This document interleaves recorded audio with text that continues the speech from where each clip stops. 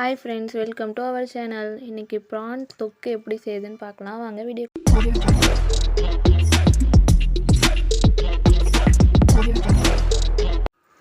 வானல் வச்சு கொஞ்சமாக எண்ணெய் கூடவே சோம்பு போட்டுக்குங்க. நல்லா பொரிஞ்சு வந்தது கருவேப்பிலை பொரிஞ்சதும் ஒரு 2 வெங்காயம் நல்லா பொடிசாக கட் பண்ணி வச்சுருக்கேன்.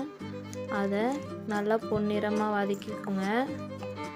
இப்போ இதை மாதிரி வதங்கினதும் இது கூடவே நம்ம இப்போ தக்காளி சேர்த்துக்க போகிறோம்.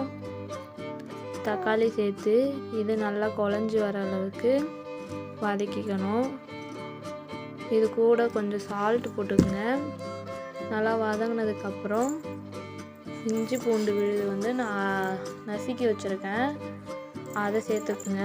அது கூட கொஞ்சமாக கரம் மசாலா, அது கூட சிக்கன் மசாலா தூள் இதெல்லாம் போட்டு இது கூடவே குழம்பு தூள் இருந்ததுன்னா அதையும் சேர்த்துக்கோங்க.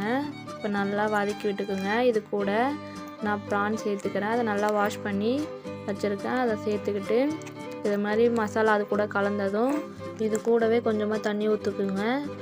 இது நல்லா கொஞ்சம் கொதிக்க விடுங்க. எண்ணெய் பிரிஞ்சு வந்ததும் ஆஃப் பண்ணிவிடுங்க. அவ்வளோதான். இப்போ ப்ரான் ரெடி.